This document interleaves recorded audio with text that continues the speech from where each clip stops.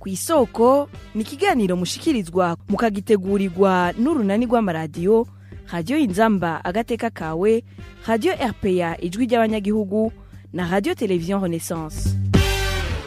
Mu gihe hariko hashikirizwa ivyegeranyo nyuma y'ingendo zagizwe n'abashingamateka b'abarundi mu nama nshingamateka uhuza abanyafrika, hari mu bikorwa vy'inama nshingamateka yo kuwa 16 Gitugutu umwaka w'2024, umukuru w'inama nshingamateka yaremeje imbere y'abashingamateka bose ko ingwara y'umugera w'ibihara vy'inkende be n'ingwara ya Marburg bikoregwa mu nzu z'ubushakashatsi bita laboratoire mu ntumbero yo guhonya abanyafrika.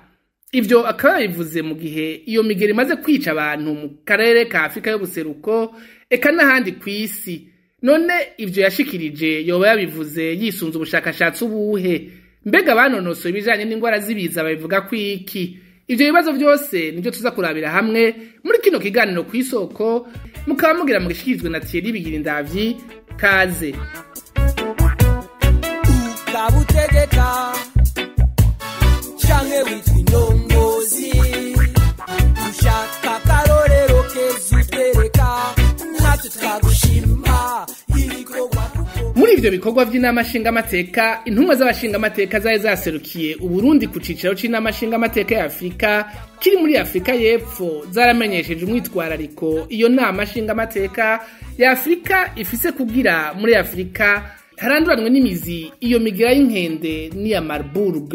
Igihe hariko hatangwa ico cegeranyo, abashingamateka bashatse kumenya ibikorwa leta iriko irakora kugira ikingira abarundi mu gihe bimwe mu bihugu vyo mu karere bimaze gukorwa ko n'iyo migera. Umukuru w'inama nshingamateka Gerard Ndabirabe yamenyesheje ko iyo migera izwi ko ikorerwa mu mazu y'ubushakashatsi kugira irungikwe ahantu mu bantu bashaka guhonywa, ko kandi muri kazoza abarundi bo kwitega n'iyindi migera y'ubundi bwoko. Imbere yuko kwa premier vice abishura zinawe nyene kwaza kuronka ntuzinyisha umugabo, ivyo byose nuko yaba ya variole du singe yaba ni variole du Marburg zose nuko ari ibintu création de laboratoire. Jewe ikintu nibajije n'ingene mu Rwanda par exemple hano hafi byatanguriye mu baganga, ntibyatangwa mu bene gihe umugabo bitangira mu baganga. Sinzi impamvu, kuko umwe mu babagije umuntu ariko aravuga ati mbega umunsi wo bizoshika mu bene gihugu bizogenda gute, none kugira ngo ingwara ihere mu baganga ho kari mu bitaro bitandukanye, none hoho bene byo bazomenye ne babigenza babisigura. Ariko rero ibi ni ingwara de laboratoire. Hariho rero n'iyindi, iyi Marburg harimo Ebola n'izindi n'andi masushe. Donc urumva n'ubushakashatsi bukogwa ngo kugira ngo barabe ingene bomara abantu kabisa, abo bifuza bose kumara kwica babakureho kw'isi. Hariho n'umuntu bamye babaza umugenzi namba sinzi nimba ari byo nimba atari byo, ariko babaza umuntu asa na Bill Gates ati we ibi bintu bivuga ko iki. Mugabo ndabona ifoto umengo asa na Bill Gates babijya navyo barashobora kugenda bahindura babesha niki. Mugabo ivyo no birekeraho. Mugabo ico umuntu yovuga cyo nuko ibi byose ni des créations zo mu laboratoire. Uwo muntu yaciye avuga ati nimurinde atahubwo biri inyuma birahinda. Dariho ayandi masushe bariko bakurubuje ati ateye ubwoba. Teye ubwoba. Kandi none muri ya ntambara ya Vietnam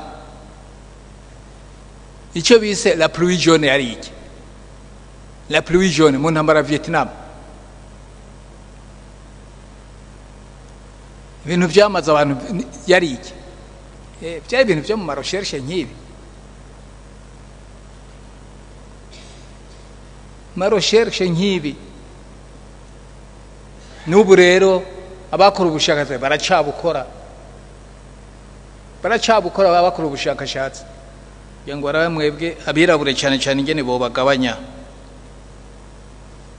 ko mwo murabateye ubwoba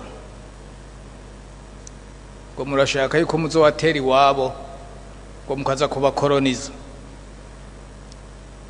ariyo mpamvu babiyamiriza atereka kuja iwabo mwebwe ntimwumve atereka baturondera umuti wo kubagabanya tubamare nta kundi ukanegurwa nawe uri umuntu yegurikema. Abahinga mu bijanye n'ingwara z'ibiza baratangazwa n'iyo mvugo idafatiye ku bushakashatsi na bumwe.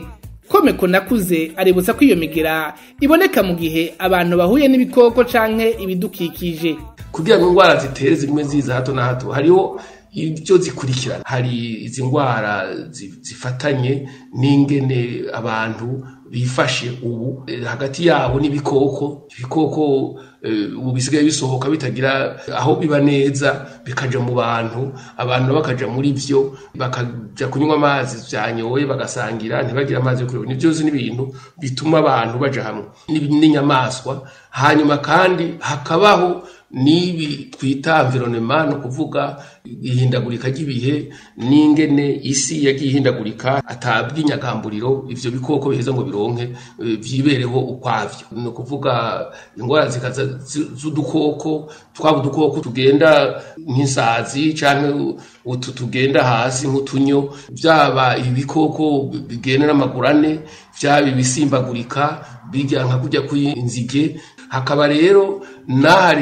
ingwara kubera iziraja mu bantu benshi hirya no hino, hari ivyo twita mutation de virus, no kuvuga ibi vyuko mwene y'imigera yihindagura ikagenda yihindagura hato na hato. Hanyuma hariho niba abantu bakabamwo nabi nk'ibi byihindagurika ry'ibihe bagahindura n'ivyo barya, ugasanga abantu baragwiriye bafise no kugendagenda byihuse mu modoka, mu ndege, mu matreni, abantu baguma ari ruja n'uruzu nkuko bitahora kera. Rero ivyo uko bigenda bikura no kuvuga n'ivyo bigwiza mwe n'izi ngwara za hato na hato. Uwenonose bijanye n'ingwara zibiza ahanura abategetsi b'u Burundi kutitiranya ibijanye n'amagara y'abantu na politike. Mu gihe bagize ingwara binuba, abahanura ko bakwiye kugira ubushakashatsi bonyene canke bakiturishira hamwe OMS rijejwe amagara y'abantu kw'isi nk'igihugu gisanzwe kiri muri uwo muryango. Iyo rero umuntu w'umukuru canke igihugu runaka gifisi ivyo bibazo kikaba cibaza yuko iyo migera izo ngwara za hato na hato ziba zirungikwa n'igihugu runaka canke undi mwansi runaka, barafise uburenganzira bwo guhamagara iki kigo mpuzamakungu c'amagara y'abantu OMS bakaza bakagira ubushakashatsi bakabereka ukuri. Barashobora no gukoresha abahinga babo mu gihe babafise. Mugase nibaza yuko mu Burundi bafise ni naho rubona abantu benshi baca baja mu vy'uguzu ibituvuga byo kuja kuvuga ivyo ku muntu yiyumviriye bidashimikiye ku bumenyi bujanye ivyo bita preuve scientifique, bitajanye n'ingene tuzi ingwara n'ingene zifata n'ingene zitera. Hanyuma ico gihugu kirashobora no kurondera abantu baba expert bizewe bazwi bakaza bakabafasha gushaka kugira ubushakashatsi. Iyo rero bidakozwe gutyo abantu bagasimbira ku hirya no hino bakavuga ivyo biyumviriye bindi, no kuvuga ivyo bituma abanyagihugu kuko bizora bakuru babyemera, ugasanga mbere niyo miti n'ubwo bushakashatsi no kumenya ivyo by'ingwara bobo baja kubahunika ntibabimenye ngo banabikurikirane ngo banivuze uko bikenewe, kuko bazogenda bikandagira bibaza bati hari umukuru yatubwiye yuko ibi n'ivyo bazungwa dutere canke n'ivyo abandi bantu batwanka, reka turabe n'ibintu ntubijemo. Ni nawe ubona bamwe baca batitaba haba ivy'injanjo haba ivy'ubushakashatsi, ugasanga baradebukiwe mbere n'ico gihugu, ugasanga nigitanga n'amafaranga kuyiye kugira ngo bakingira abanyagihugu muri mwe n'ibibiza. Uko baguma bikeka bati byaturutse hariya ni bariya bagomba kuducuruzaho imiti canke bagomba kugira ngo badusubize mu bukene canke baduhonye, ariko ibyo bitariho na gatoya.